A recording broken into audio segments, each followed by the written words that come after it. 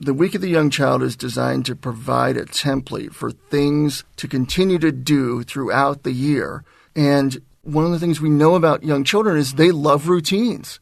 So if you know that it's Family Friday, they'll look forward to a story about their family. And it gives them something that they know is going to happen. And for young children, the ability to know what's going to happen is one of the greatest gifts we can give them. The Week of the Young Child, April 16th through the 20th, is an annual event hosted by the National Association for the Education of Young Children.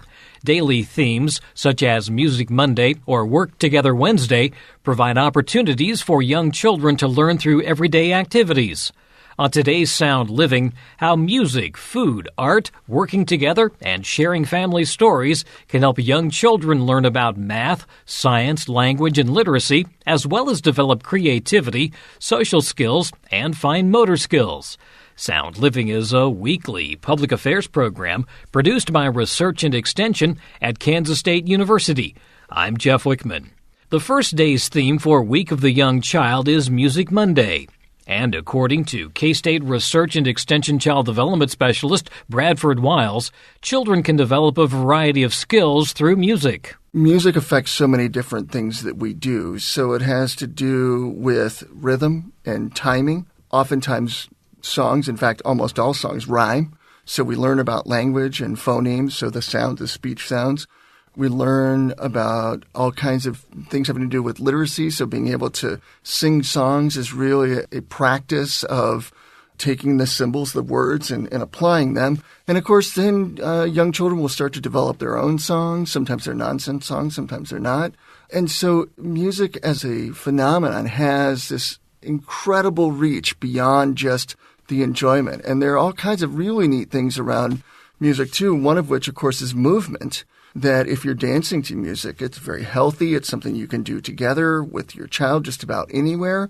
The other really interesting thing is that music has profound effects on our brain pathways. We know that people who are trained musicians who learn how to read music actually have a much better likelihood of being able to problem solve, of using both sides of their brain, because that's what they do. They can do some complex problem solvings with regard to spatial relationships. And essentially what we find is that children who practice playing and reading music do better in all different domains, including math and language. Tasty Tuesday, that's pretty self-explanatory. We're talking about food.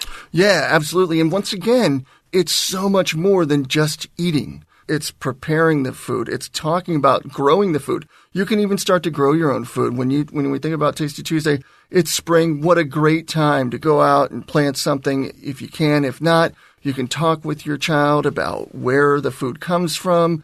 You can work on measuring the food. So again, math skills, quarter cup. You can teach the metric system at that age if you'd like. It's a lot easier for kids to understand. And just all the things that go into the science of meals and family meals in particular. And the fun thing here is you not only have a chance to teach during the process, but you're spending more time together and you have a finished product when you're done. Absolutely. I mean, we all enjoy the finished product, right? I mean, that's the greatest part. And yeah, you got it. You're spending time. You're spending quality time together. And it's such a tremendous opportunity for adults to teach and learn about their children. So often we think about teaching children, but there's so much we can learn from kids when it comes to what they're thinking when we're preparing different meals. I mean, they have just amazing perception and they tell funny stories. And some of the things are unintentionally funny, like a carrot might come from a rabbit, for example. They know that carrots and rabbits are linked, and that's fun for us. And so we can disentangle that and we can manipulate it and have some fun with them. And again, that product, I mean, you got to do it anyway. You might as well have fun doing it. One thing we might talk about is the fact that these are all activities that are meant to be fun and bring people together, build that family relationship. So remember, when you're in the kitchen, kids are going to make a mess. They're going to drop things. Things are going to get rearranged. Don't overreact and make this something that they're going to remember in a negative way. Yeah, you got it. I mean, just remember that anything you're doing with a child is going to be less efficient, but efficiency isn't always the goal. You're going to make a mess. But here's the thing. I was cooking dinner the other night, and I spilled hot butter onto the stove, set off the smoke alarms, the whole deal, right? My child wasn't involved in that. Did I make a mess? Heck yes. So we need to forgive ourselves and forgive our children and know going into it that it's going to be less efficient, but it's going to be a lot more effective. And just think about it from a parent's perspective. You're teaching a child to cook. Eventually, you might be able to kick back and let your child cook meals for you. Socialization is another thing that we work on with young children, and Work Together Wednesday kind of encapsulates that. Yeah, that's exactly right. So lately, I've been going around the state and really talking with people about the things that we learn in early childhood. And I've come to understand that I can teach adults a lot of skills. But what I can't teach adults to do very well is get along with one another, to work collaboratively, to not complain. Why? Because those are the things we learn in early childhood through working together. And if you ask any employer, what do they want? They want people that can work together, who don't complain, who can problem solve, right? Those are the skills that we learn in early childhood. Because much like the employers, I can teach anyone as an adult some skills. What I can't teach them are those life skills. I can teach them, but it takes a very long time. And in early childhood, working together, being together socially, that's where we learn all of these things. We learn about natural consequences, right? You kick the wall, you hurt your foot. It hurts. You learn not to do that, right? And we learn about emotion regulation. And in particular, those feelings that we don't know what to do with as young children.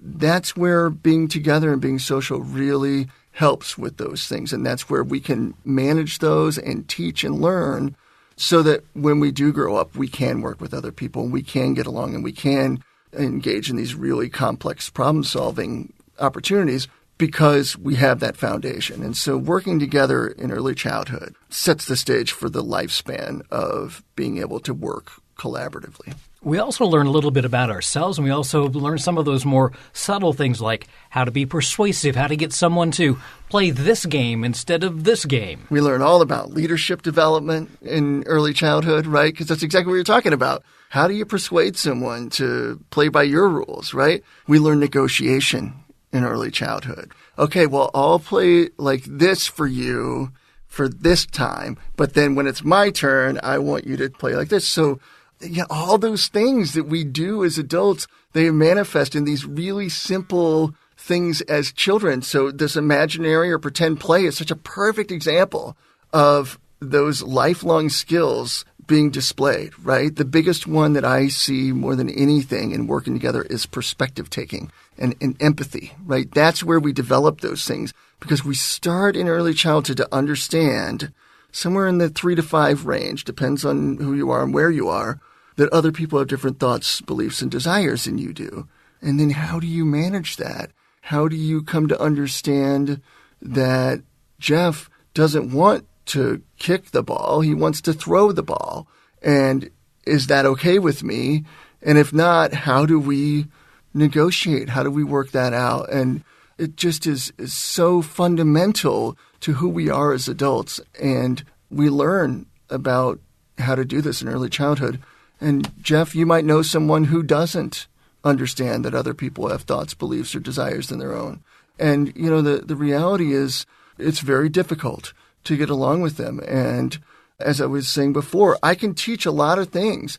Teaching someone about other people's thoughts, beliefs, and desires being different from their own in adulthood is a very difficult task. In early childhood, we can tackle that. One area where children always seem to congregate to is the arts and crafts. It's something that they like to do, something fun for the instructors to do. But there is some thought that goes into this, and there is a learning process that takes place. Yeah, absolutely. So play is the work of early childhood.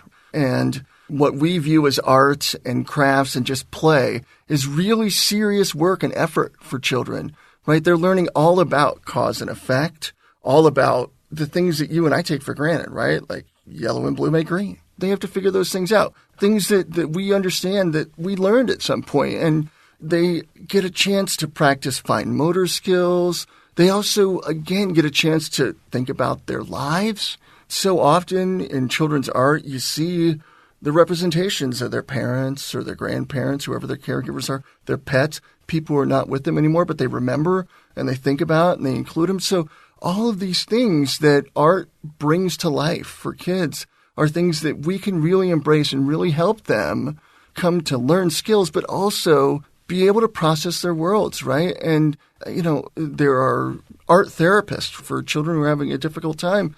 A lot of times they can use art as a means to convey things that they can't talk about. That's on sort of the far end of the spectrum, but the key is that art is something that even if you can't draw a stick figure, you can still do, right? I mean, it can always be abstract. It's just such a perfect opportunity to learn about things. And then as they get better, they can learn about perspectives and shadows and all the things that I, as a non-visual artist, don't understand at all, but I know that people do. Well, there's a lot of things you can make out of a circle, a square, a triangle. You got it. And what a great opportunity to learn those shapes, right? And learn that a triangle with 4 sides is a pyramid, right? And, a triangle that doesn't have any sides is a cone, right? I mean, through art, you can learn those things. You can learn about relationships, all the math that goes into art, right? And maybe that's a little advanced, but it doesn't mean that you can't start and talk about triangles and how special they are. And you can create your own stories about them. And that's one of the greatest things about art with young kids is you might not be able to interpret anything that they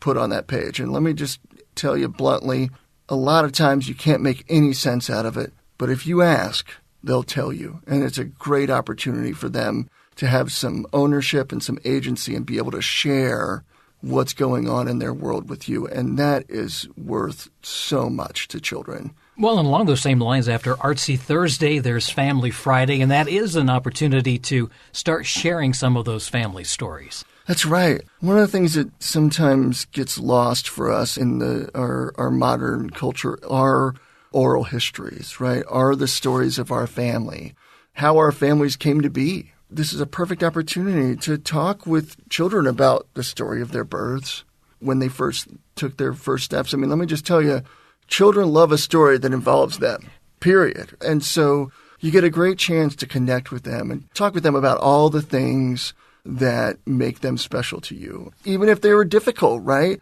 How many times that you got up in the middle of the night and went to go make sure they were okay? The time that they got really sick and you had to stay in bed with them or get up every 20 minutes and make sure they were okay. It's such a great opportunity to connect. And really, all of these activities every day is designed around building that strong connection, that bond with your child through different mechanisms. So through food and music and art and storytelling, but they're all connected in the sense that we're really focusing on building that relationship, because learning will come and go, but in the end, the things that are really important to us as adults, the things that make us who we are, have to do with the relationships we have with other people. And we learn about forming relationships in early childhood. And really, if you follow this outline for 1 week and then continue to do it, because that's really the goal, is to get you thinking about these things and then make this just part of your everyday life. That's exactly right. And the Week of the Young Child is designed to provide a template for things to continue to do throughout the year. And one of the things we know about young children is they love routines. So if you know that it's Family Friday, they'll look forward to a story about their family. And it gives them something that they know is going to happen. And for young children, the ability to know what's going to happen is one of the greatest gifts we can give them. You and I already know what to expect generally from our worlds. Young children are always trying to figure out what to expect. And so if you can provide this framework, if you can say, today is Music Monday, then they know on Monday you're going to do something to do with music. It's just a tremendous opportunity to bring families together. That's K-State Research and Extension Child Development Specialist Bradford Wiles. More information on helping children thrive is available at county and district extension offices across Kansas. Sound Living is a weekly public affairs program produced by Research and Extension at Kansas State University. I'm Jeff Wichman, and this is the K-State Radio Network.